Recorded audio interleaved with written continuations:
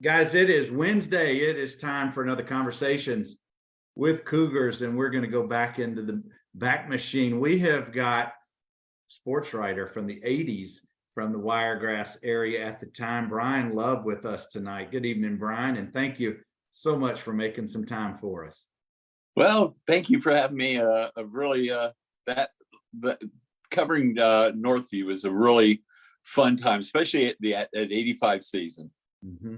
Well, Brian is originally from Smith Station, went to Auburn, and during the early part of the 80s, 80 to about 87, he was a sports writer in the Wiregrass, and he's had many stops ever since. But we caught him at the right time, or he caught us at the right time during the time that Northview won its 2 state titles. And we're going to try to jog his memory just a little bit. If you guys saw some of the newspaper articles and photos that I have found and posted, there's an awesome photo of Brian with Coach Pat Dye. There's his byline photo from back in the day, and some other photos. But Brian, you about 50 pounds ago. Well, we all mature, we all age, but it was all good and fun back in the day. And coming out of Smith Station and Auburn, did you know that sports journalism was going to be what you wanted to do for your profession?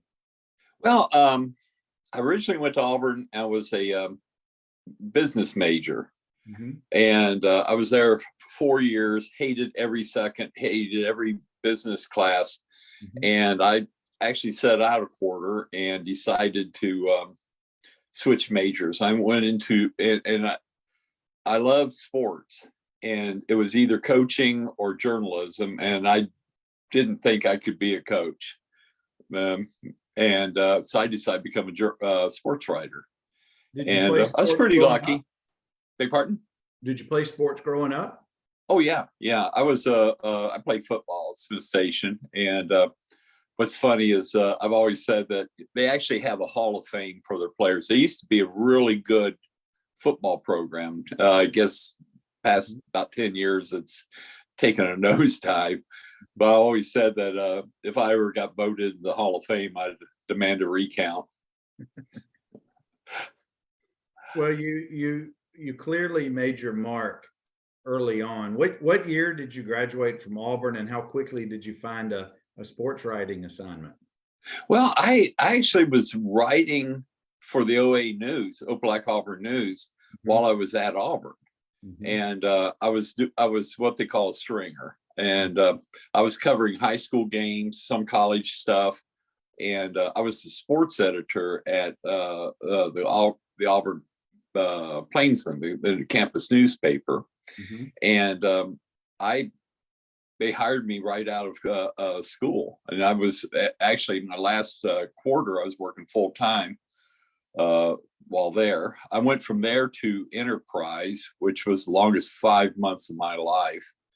And went from there to Dothan. And I have nothing but fond memories of Dothan. Dothan's a wonderful little town. I really love Dothan. What was your first assignment or your first employer when you got to Dothan? Well, I worked a little while for the Eagle, and didn't particularly care for it that much.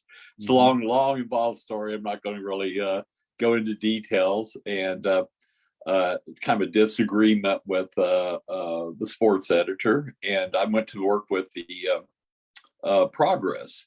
And I was there a little over 2 years, and actually really enjoyed it. I was given a lot of freedom there, and enjoyed that. Then I went up to Montgomery, worked for a year with Philip Marshall. Have some legendary stories. A lot of them I can't tell.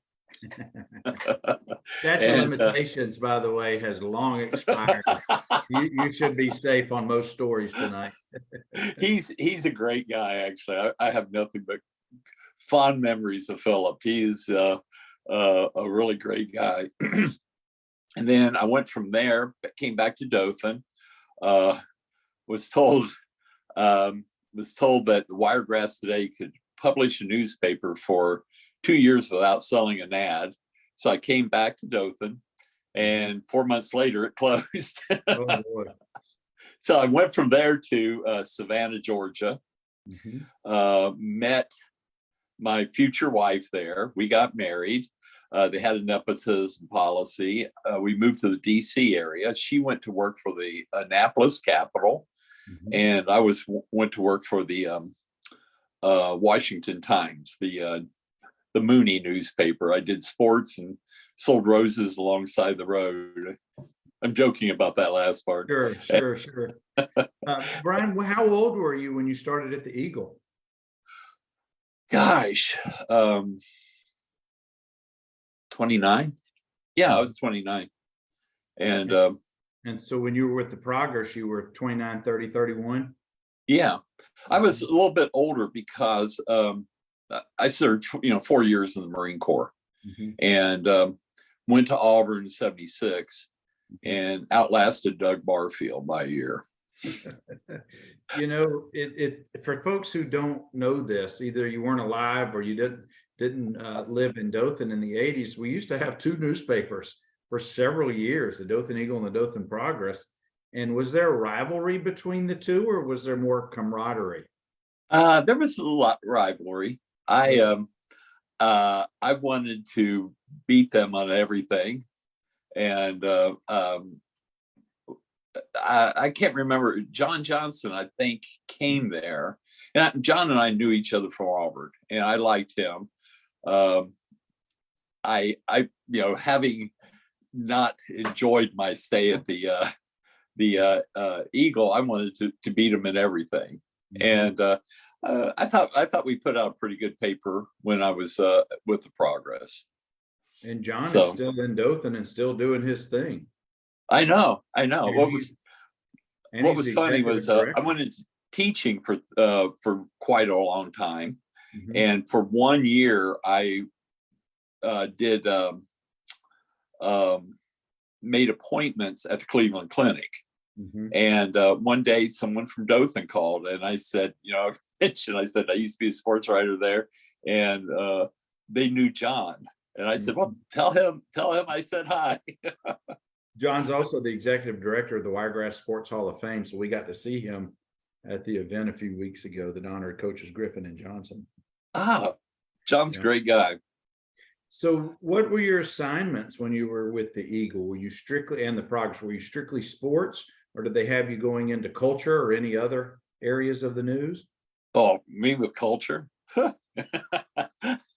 No, I was just in sports.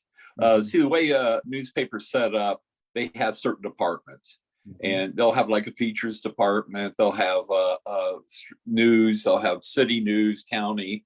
All depends on what how the newspaper's set up. I'm working at a weekly here. I am the sports department, but I also cover one of the cities, and we have 4 other reporters. Both of them all of them cover 2 cities. Now here you're in one of the suburbs of Cleveland. Yes, it's technically I'm in Cleveland, but I can throw a baseball left-handed, and it lands in a city called Lakewood, which is first city to the west of Cleveland. And actually, Cleveland is not a bad little town. I actually kind of enjoy it. I've been here 25 years now, so. You don't mind the weather? Not really. What's funny is my wife is originally from Cleveland. She hates the snow. Doesn't bother me, actually. Well, Brian, let's talk about covering high school sports in the 80s. You were an Enterprise for a short period before coming to Dothan. And was there a particular sport or a particular part about covering high school sports that you really thrived or enjoyed? Well, I'll tell you what's funny is seeing how many different sports there are now compared to back then. Back then, 1980, I think it was when Title IX came in. And Title IX had was when you had brought in girl sports. And some of the schools in Alabama actually were trying to be very put out good teams. Mhm. And some of them just would, put, big one was basketball. I went to one game. I can't remember who it was. And there was one point, someone took a shot. All 10 girls were standing under the basket with a hand straight up in the air and the ball's rolling around on it. It looked like Charlie Brown's Christmas, where the little group of kids go from Snoopy's doghouse back to the tree. That's what it reminded me of. And I think that game ended up like 5-2 or Oh something. my gosh. It was about as much fun as home dentistry. Oh boy. Wow. Well, who were some of the teams that you covered in those times? Or was it really, did you have responsibility to try to cover as many schools as you could? Well, when I was at the OA News, Open Like Auburn News, I think there was 24 teams. Mhm. And in Dothan, I believe there were 16 teams. Elaine Bracken was the sports editor. She covered mainly Dothan and what's the name of that? Oh, Dale County. Mhm. And I kind of Abbeville and Abbeville Christian were really on our fringe. Mhm. And actually Geneva was too, but I tried to cover mainly covered Northview when they were playing in town. Mhm. Let me think. Houston Academy, Ashford Academy. Usually when like two local teams would be playing, I would go to try to cover that game. So Wicksburg, Rehoboth. but how do you break that down? How do you get to two games that are played simultaneously and they're 14 miles apart or whatever? How do you cover both games? Well, what we would do is, like I said, I would cover which one would be the bigger game. Let's say I'm trying to think of two teams that would be, let's say Ashford and Headland would be playing. Mhm. I would cover that one, but meanwhile you had let's say Houston County was playing, let's say Rehoboth. Mhm. Someone usually would call in information about that game, and I would take that down and have to write a story from that. Oh So wow. They'd give you the score and maybe some stats and some key plays or something, and you'd have to scoring create a summary and story. things like that. Yeah. Okay. I was gonna say, how in the world could you be in two places at the same time to visually see everything? But I get that, because I know, on any given Friday night, there may be 50 or 60 scores that are ultimately going to be reported in the paper. Oh But I yeah. guess you're sharing a little behind the scenes about how they get called in and how they get reported and make it to the paper. Well, I remember one night in Montgomery, and I think there were 60 games called in, and I did 20 of them. And we had I forget, and these are only 4 or 5 inch stories, so Right. you can whip those out in no time. Mhm. And it was so funny because I took the Saturday paper. I didn't have to go to work until 3 o'clock that afternoon that Saturday, Mhm. and Auburn was playing, I forget who it was, Western Carolina or somebody like that. And I went over to my old fraternity house and was talking to them, and they were asking me which stories I wrote up. And I pointed them out. So Mhm. they thought that was hilarious that I did basically a third of the stories. Well, One of my guys, I favorite stories uh-huh. about writing was in Savannah. I walked in and it was 15 minutes till deadline. Mhm. And this is when I was a teacher now. Mhm. And they would send me to a game that they had to have coverage on for first edition. There's Mhm. first edition and second edition. Mhm. And and I walked in and I looked at the guy on the desk and I said, how much copy do you need? And he says, well, for first, just give me 4 inches. For final, give me 12. Mhm. And I said, I'll give you 12 for first.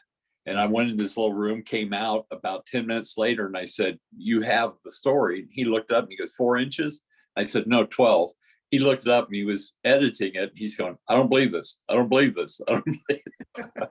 Well, you knew what you were doing. You had it, you weren't recreating the wheel. Yeah. For all those years. Guys, I've got Brian Love. Brian was a sports reporter and sports writer for the Dothan Eagle and the Dothan Progress in the 80s, covered Wiregrass sports, covered Northview sports. And that's where I kind of want to shift to, Brian, if that's okay Sure. with you. When did you first start covering any Northview sports at all? Was it when you were in Enterprise, or was it not until you came to the Eagle? Well, I think I covered a baseball game or two with an Enterprise. I tried to forget my 5 months in Enterprise. Like I said, it was the longest 5 months. It was pretty bad when you had to go to, what was the name of that little town that was right on the border? Elba? No, it was between Enterprise and it was because Enterprise at the time was dry. And they had that little town. I can't think of the name towns of near there, maybe like Laverne and Opp and No. somebody in the comments will know. I won't even say it's a little town. This is a Yeah. place where there was a place that sold beer. And it was pretty bad when, the big thing was to drive there to get a 6-pack. That's crazy. So you first started maybe baseball a little bit while you were in Enterprise, but really in earnest didn't start covering Northview sports until you moved back to Dothan?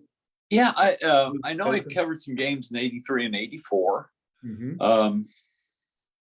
I can't, it's funny. I just can't remember which games I covered those 2 years. I remember covering the Northview. What's that? Carroll game. I think it ended the season in 84. Yeah, most of the time we played Carroll toward the end of the season. You're exactly right.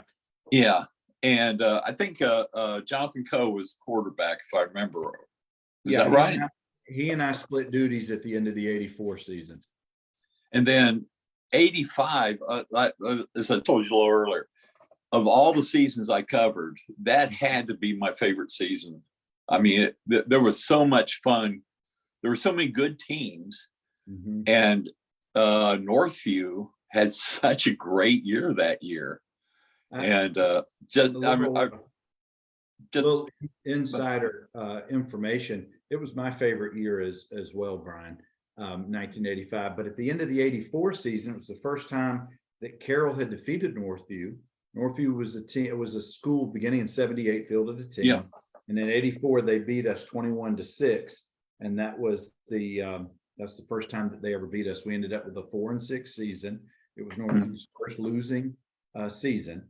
And then the fall of 85 is where we're leading to, was my senior year of high school. Oh, yeah. Well, do you remember what happened the opening game, why it was delayed? Well, there was the hurricane that came through. Yeah, what was it? We ended up playing on Labor Day. Yeah, what was it? Helena, I believe. I can't remember. I think you may be right, but we did not play on Friday night. All the way to Monday midday. It was humid as hell. It had rained, or it was still raining a little bit. And you remember in the first quarter what happened to Lawrence Dawsey. Yeah, it wasn't one of the early plays too. He went out of bounds, and it was, I won't call it a cheap shot, but it was a cheap shot. Oh, I mean, it was a cheap shot, but it was the first series that we had the ball. Yeah. And I was going to say though that they should have played Friday.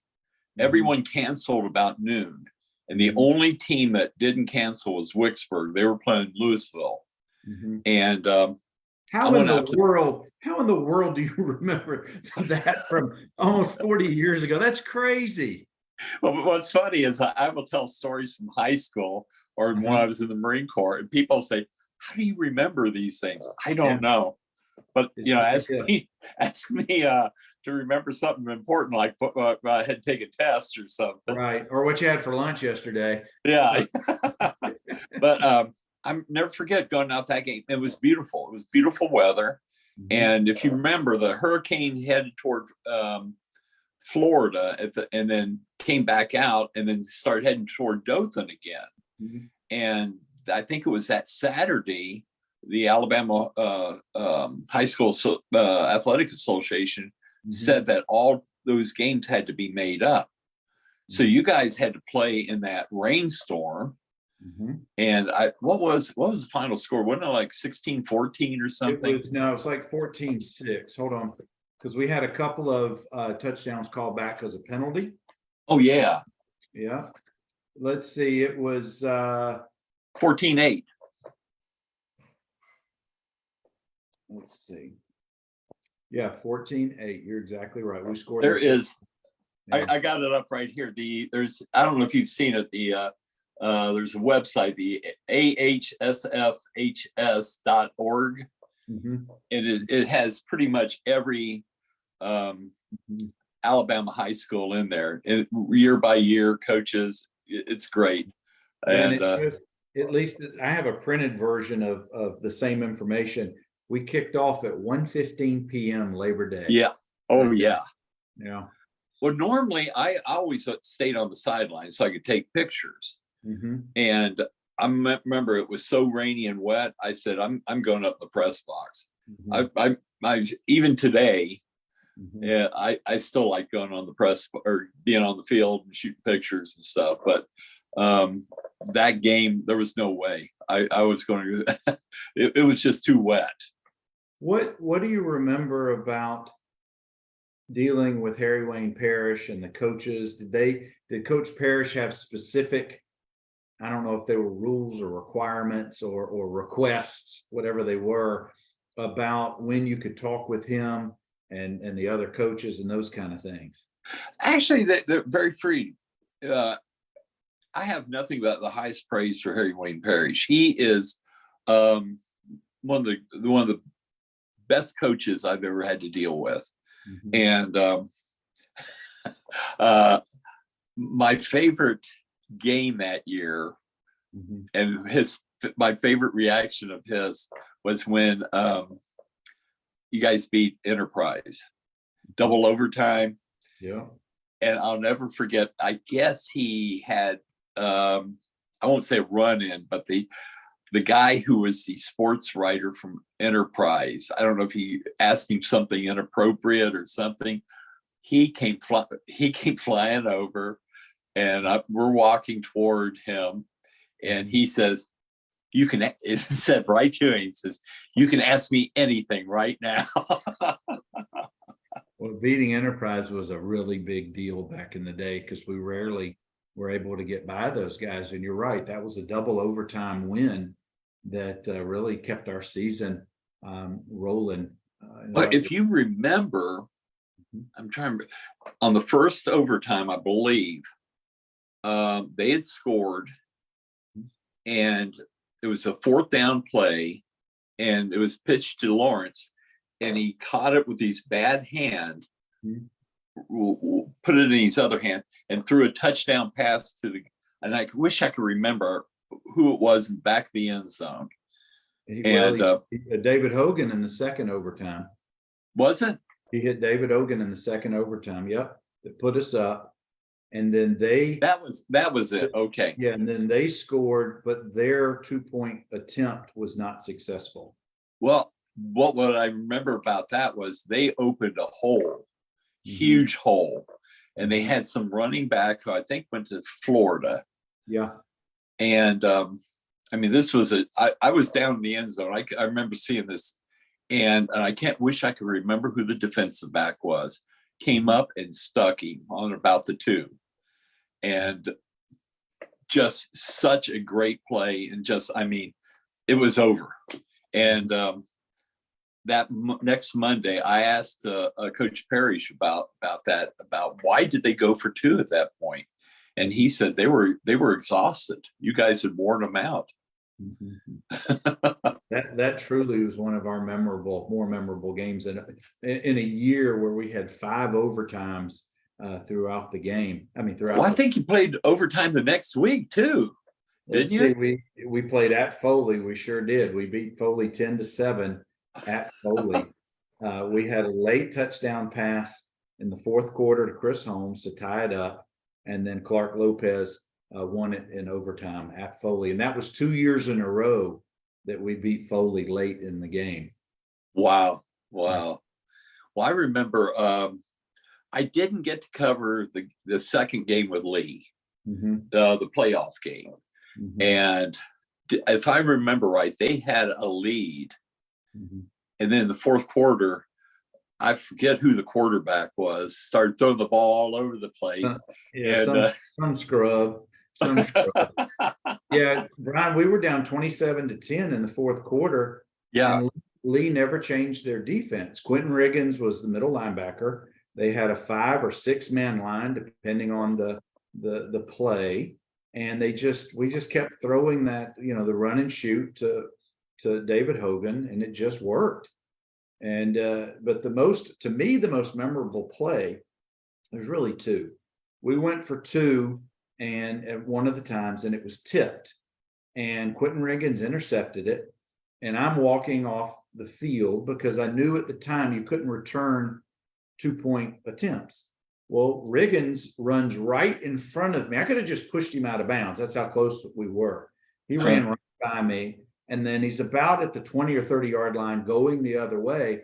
And all of a sudden you see a flash of number 87 chasing him. And it's David Hogan, who had come from the back of the end zone and chased him 99 yards to the other end of the field and tackled him on about the 2. And they both just fell out. And actually, Lee ended up getting a delayed game penalty because of that. But that was the first of the 2 memorable plays to me. The last one, which is the play that sealed the game, they were driving. They got the ball back very late. They were driving, and they did a double pass where they threw it to one of their backs or receivers, who then threw it downfield. But I believe it was Derek Flowers and Mike Henry. One of them delivered the blow that separated the receiver from the ball, and then the other pounced on the ball to seal the game. And it was only until then, Brian, that we could just give any kind of a sigh of relief. It really, wow. I mean, Lee was just so tough. They had Larry Ware, who ended up at Georgia. They were the number 1 team the next year. They were just the cream of the crop as far as I was concerned until that game. Oh yeah. Well, if I remember right,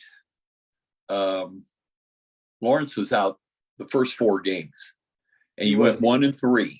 Yeah, he came back for homecoming, Thomasville. Yeah, and I think you guys beat Thomasville 23-0, something, or 24-0, something like that. Yeah, and Thomasville, and they were ranked in the top 10 in Georgia. Yeah, and I remember talking to Coach Parrish that Monday, and he's laughing because he said the Thomasville coach accused him of running up the score. Oh dear, we're 1-3, and they're in the top 10 in Georgia. But I will tell you, when we got word that Lawrence had been cleared to come back, that was such a boost of adrenaline to the whole team. It really mentally charged us, unlike we had up until that point, because we were really down. We were sinking quick. But when he came back, it just changed everything. That started us on winning 10 of the next 11 games until the state finals. Well, what's funny is Fridays, the Northview Quarterback Club always had I and I would go to it, and it was just good PR for the newspaper. Plus, I made so little money at the Progress that I actually qualified for food stamps. I didn't get them, but I actually qualified for them. That shows how little I was paid. Wow. And I would go there, and I hate to say it was a meal. And when you guys were 1-3, getting ready to play Central, I think there was like maybe 5 parents there, 5 sets of parents there. And the next week, there were more, and there were more, and then there were more. And it was like, it just kept building up every week. And it was like when you guys got the playoffs, it was packed. I think you only lost one more game. It was to Dothan, Mhm. which Which ended up being fortuitous for us because it meant we didn't have to play against Central Phoenix City that had James Joseph, who ended up at Auburn and then played. oh yeah. Bo Peep, his nickname, got hurt in the Dothan High game the week before. That was the week we played at Opelika, and if you may remember, may not, we were the last ranked team in 6A to make the playoffs. Oh yeah. Yeah. I think was either number 1 or number 2 ranked. And Coach Parrish tells a great story that the Opelika coaches just kind of scuffed it at the Northview coaches when Northview was called out when they went to the I guess it's the end of the regular season where all the teams come together and they have a playoffs meeting with the head of the association. And Coach Parrish famously tells that story that Opelika just kind of, we got this kind of a mentality. Oh God, that was probably Joe Wilson who was at Opelika. He had been at Smith Station, and for 4 years, and I had one little kind of run in with him. I got along with pretty much every coach. There was only like 1 or 2 coaches that I didn't get along with, and he was one of them. And never could figure out why, because it was not like I'd done anything to make him mad. It may not have been you. It just may have been that's the way he was. Do you That's remember? true. Do you remember that after the Opelika game, 2 things? One, a student of ours, Kenneth Franks, was stabbed in an altercation in the parking lot. I don't know. I forgot about that. Yeah. Forgot about that. Yeah, he eventually made a recovery, but still some kind of a run-in with other students from Opelika. And as we were trying to leave, they were rocking our bus and throwing things at our team bus. Wow. Well, Lafayette, which is what, 30 miles. Yeah. About the same thing happened to us when we played them in high school. We beat them 72-8, did not run up the score. Oh, I mean, it was just, they were there to fight. And their locker room was about a half mile away from the field. And it was like the city of Lafayette surrounded our bus and was throwing rocks. And I mean, it was bad. Well, Opelika, I'd forgotten about him being stabbed. if you may remember, they had Sean Smith, who ended up at Auburn. He was an parade All-America. They had Greg Taylor, a fantastic quarterback. They had a few guys who ended up playing, and I think they were 10-0 going into that game. So we had no business winning that game. But from your perspective, when you had out of town games like in the playoffs, were you able to go to all those games? Did the coaches give you access to interview them or to speak with them after the games? Oh yeah. I mean, as I said, all the coaches were. I have not, down there. I have nothing but good memories of those coaches down there, and the coaches at Northview were nothing but the best. They would talk to me on the sidelines during games, and it was almost like more like a friend relationship than I'm looking to dig up dirt. Right. One thing that I always did was I still believe this. Don't rip high school kids, and these kids are not getting paid. They're not even on scholarship. If a kid fumbles, I usually, even today, I still don't mention the name, or if he makes a bad play or something like that. I just don't believe in that. Well, there was one play that almost cost us the season that you had every right to mention my name because when and where it happened. We were playing Fairhope in the 4th round of the playoffs in the mud, and we were down on the goal line and we were trying to drive in. I don't remember if we were going for 2 or going for a touchdown, but I turned to hand the ball off to Lawrence, who was following LaRue Freeman, and they were supposed to go right up the middle. Well, I dropped the ball, whether it was wet or I just messed up, whatever happened. Lawrence was so athletically gifted, he never broke stride. He picked up the ball on the bounce and still made the play. And here I am looking in my hands like, what in the world just happened? Thank God we have Lawrence with 2 fresh usable, hands right there. So you had every right to call me out or to mention that Well, fumble. where was that game played? It was that In Rip Hughes. It was the semifinals okay. of the 6A that year in 82 and 85. And let me see here. Let's see. It was, yeah, we were deep in it was in the third quarter because it shows Lawrence made the extra point, which ended up helping us because we ended up going into overtime. And again, Clark Lopez kicked the game winning field goal in overtime. So that's done us to the state finals. Wow, I'm pretty sure I covered that game. It's crazy. I can't remember that game. And the other thing you might remember from that game is David Hogan had an 87-yard touchdown catch. Okay, yeah. I only threw it about 12 yards, and he just turned on the afterburners and just beat everybody the rest of the way. So it wasn't a heroic throw by any means. It was just a catch, and that was let David do his thing. But up to that point, it's since been broken, but up to that point, that was the longest touchdown throw and catch in Northview history. Gabe Gross broke it several years later with a 90-yarder. Wow. That was an impressive play. But Brian, I know for a while, or at least I want you to share, because you mentioned this a little bit. I know that my brother Robert was a ninth grader. He was allowed to be on the sideline charting the plays. I know that you guys had developed a little bit of a friendship, a bond that year. What was that like, hanging out with Rob? Or I don't know what he did to help or to hurt your efforts on the sideline. Well, I told him about my high school's alma mater, which is like the worst alma mater you could ever. It goes Smith Station High School. Oh, how we love you, and it goes downhill from there. And I don't remember the rest of it. And he and I would always get together. It became every time I covered a game, he and I would get together, and they would play the Northview alma mater, and he and I would sing the Smith Station alma mater, just that first line.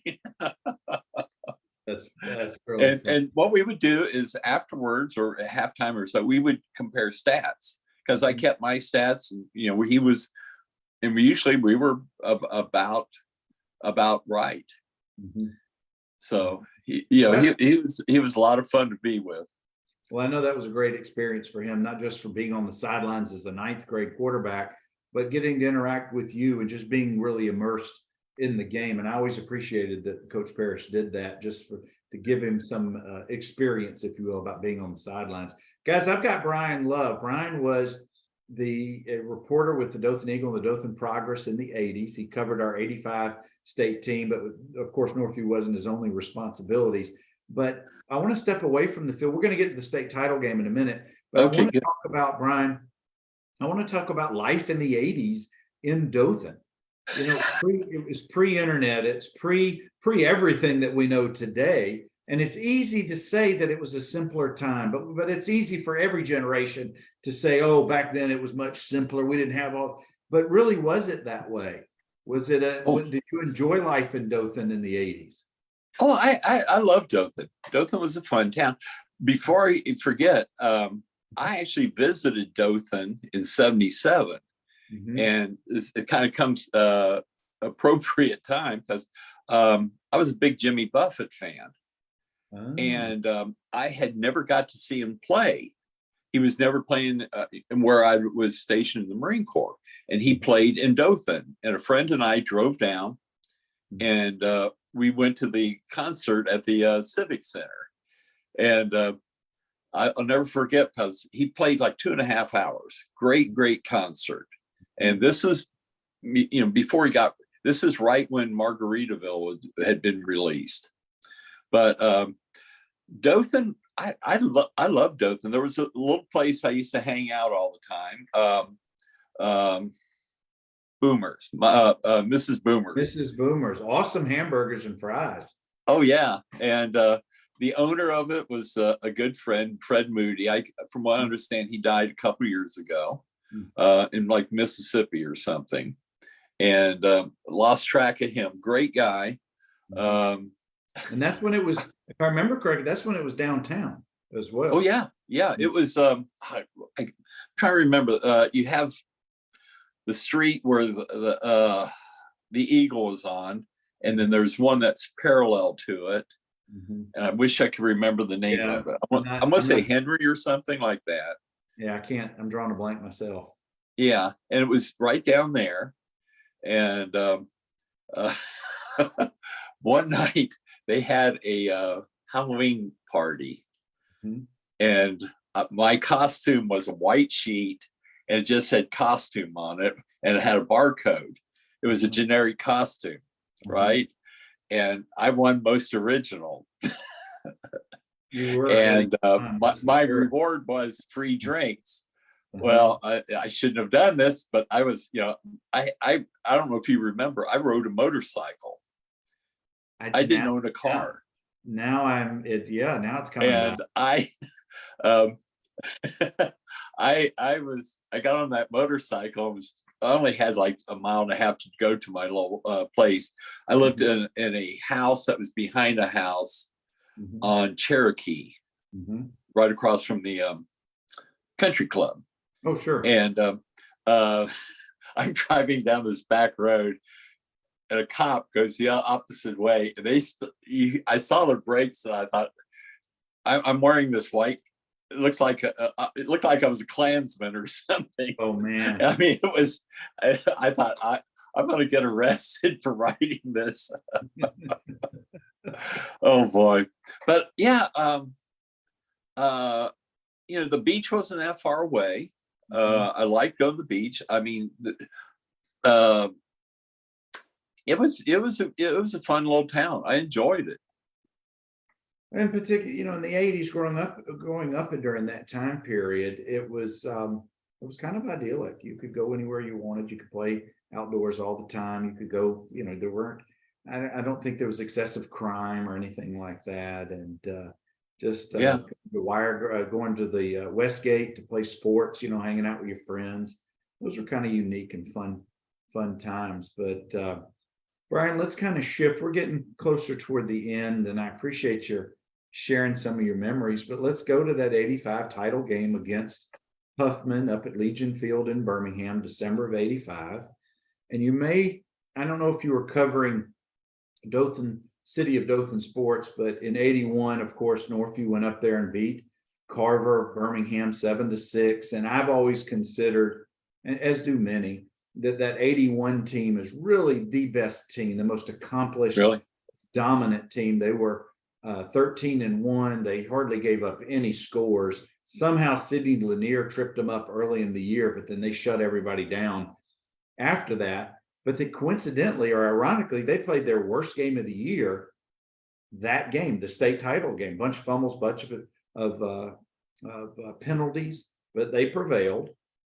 That Coach Parrish and the team had learned, or the coach's staff, they brought us, the '85 team, up to practice on Tuesday before the Mhm. Saturday game. They had done that with the '81 team. None of us had ever been on turf. None of us had ever played in such a large stadium, and only very few of us had ever been to a stadium that big. You may remember the week before was the Iron Bowl that Van Tiffen kicked the 50-plus yarder into a crazy crowd and won the game for Alabama. So the next Oh yeah. week was our game. Do you remember covering any of the game? Do you Oh, remember that time that period? was one of the most enjoyable games. Mhm. Um, but to lead into that, everyone had basically given Mueller or not Mueller. What was the team from Huntsville that went up to J. Ohio and beat Mueller? J.O. Johnson. J.O. Johnson. And Mhm. everyone's basically given J.O. Johnson. Mueller was supposed to be this great team, greatest team in the high school team in the world. Yeah, And J.O. Johnson ran them off the field. It was like 35-7. yeah. And everybody was just said, well, they're going to win the state championship. Huffman upset them the week before. Mhm. And so everybody, pretty much everybody in the state said Huffman's going to, beat Northview. Mhm. And if I remember right, they were up like 12-0 They and were, scored and looked like they were about to score again. And I wish I could remember the kid's name, intercepted and returned it like 92 yards for a touchdown. I got you. I got you because Aristotle Onassis Kirkland. is number 8. They were up 7-0 in the first half. We're driving again. Yeah. Bobby Estes, interior lineman, blew up the pitch play. The ball's laid on the carpet. A.O.K. Aristotle, who's now a city of Dothan commissioner. Oh, man. 91 or 92 yards, and he had an escort of Cougars all the way back. And that changed the game. It was I couldn't remember if it was an interception or fumble, but I remember that was because they were just moving right down the field. Yep. And from that point on, I mean, it ended up like, I want to say 35-15 or something like that. Yep. But it wasn't even that close. It was Well, like from that point on. Yeah. Huffman it was didn't just score again, Brian, until the trash minutes late in the game. We scored the next 4 touchdowns. In fact, you might remember the last or next to last play of the first half. We have the ball, and David Hogan and I are just look at each other. It's like they're not going to be able to stop him. So I just put it up in the corner, and he just ran under it. You know, David was so incredibly fast. No one competed with him during those playoffs. He had 9 touchdown catches during the playoffs. I mean, nobody could stop him. He ended up being MVP of that game. He had 3 touchdown receptions. Lawrence had a big game. Isaac Salter had a big game, but it was unlike any other game we had had in the previous month and a half. Oh yeah. There was no overtime. We didn't know what to do in the middle of the third quarter, being up. Like, we weren't used to that. So it was, I don't know how it was for you in covering the game, but it was an unreal or an unknown feeling for us on how are we supposed to act now, because we're not in a tight game. Well, I think that was the whole thing. You guys had played so many pressure games that you just blew them out, and they didn't know how to act, how to react to that. No. And that game was, you know, my favorite game of all time was the Enterprise game, and that one was probably the second one. And you know, I don't remember every single play from it. I remember, like you said, middle third quarter, and it's a huge lead, and it was like, you know, just run the ball, run out the clock. Well, one of the things that I always appreciate about Coach Parrish, and you may or may not have known this, he wanted to make sure that every single Cougar who dressed out and was on the sidelines and eligible to play got to play in that game, and they did. And I always appreciated that, because while you expect or hope that your next year's team comes back and gets to play again, the reality is that's very, very unlikely. So that was a one-shot deal for all of us. But the fact that everybody got to play, I always appreciated that about Coach Parrish.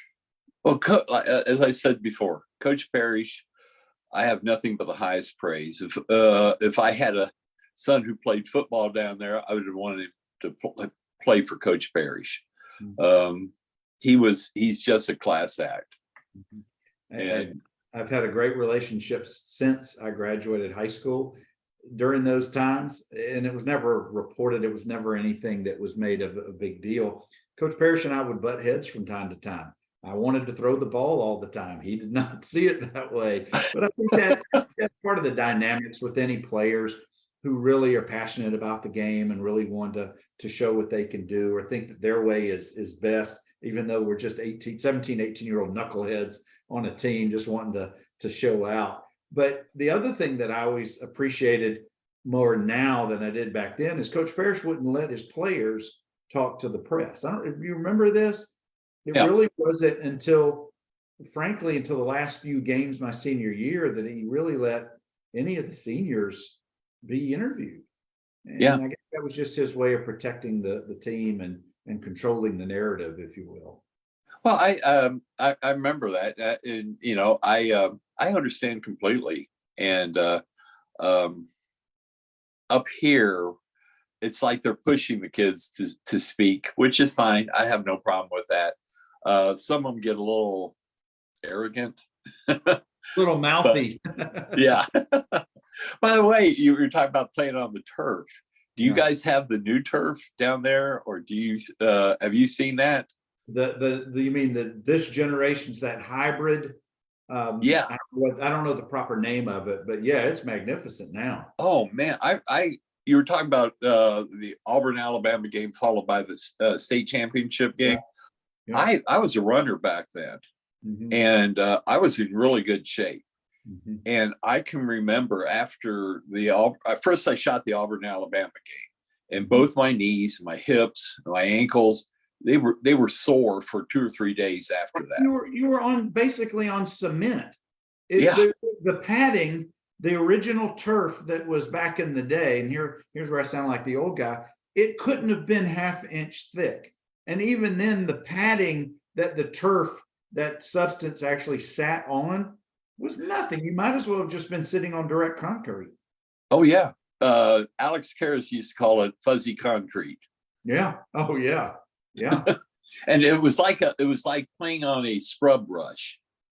It was, but you know what was kind of cool is we took a few different types of shoes with us, and clearly your original normal grass cleats would not do it. So a lot of us put on basketball shoes, and Converse. Back then it was the Converse, it was the Magic Johnson and Larry Bird had those Converse, really cool, Dr. J maybe. But that's what a lot of us ended up wearing to just get a feel for the turf, because oh yeah, anything with any amount of cleat was, you might as well be on ice. It was just not going to grip anything. But going back to that time, Brian, I can remember just being relieved. Not that it was over, but we had accomplished our goals. And when you're trying to interview coaches, or you're trying to interview players after a state championship or any championship, how do you corral them to get their emotions in check to be able to give you some responses that you can use for print? How does that work? Sometimes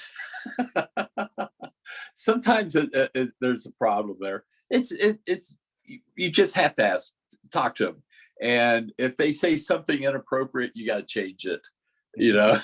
I had one coach who was outside of Auburn, and I asked him. It's a long story, but his team scored with seconds left to tie a game 12-12. The guy kicks, it was be his first win in 2 years.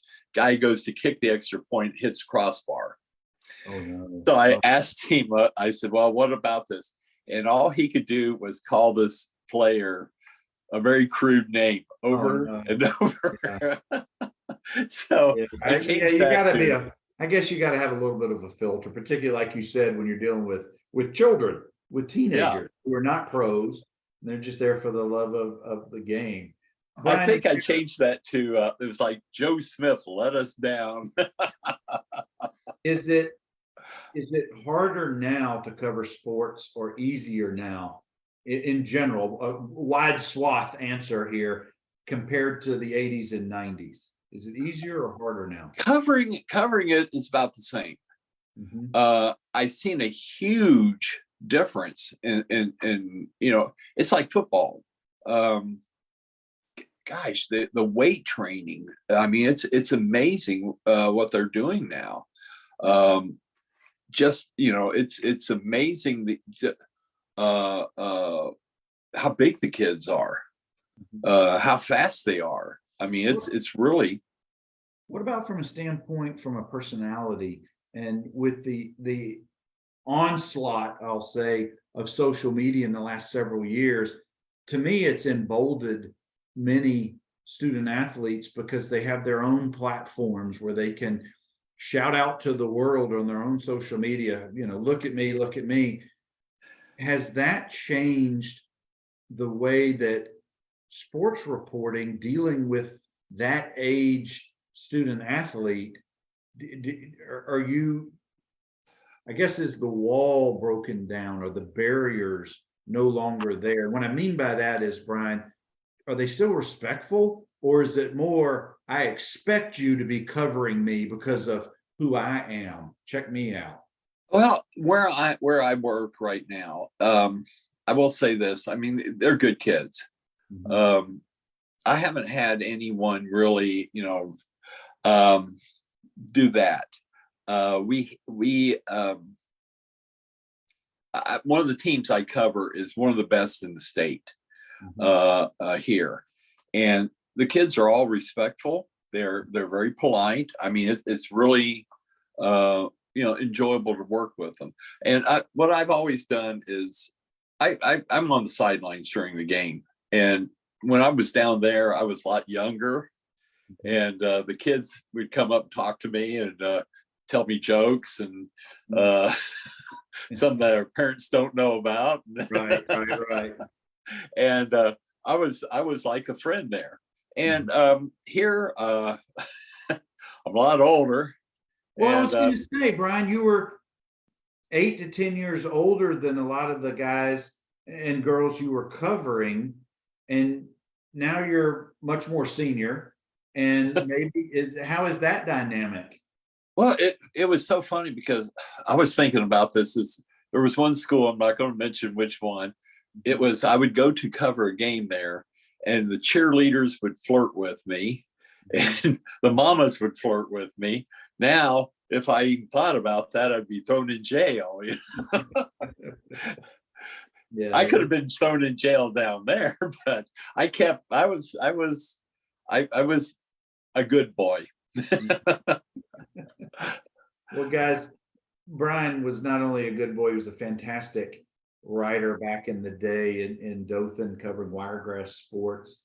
And Brian, it's so great to connect back with you and just kind of conjure up some of those memories going down the good old days back in the early to mid 80s with Northview and other sports. So thank you for spending some time with us tonight.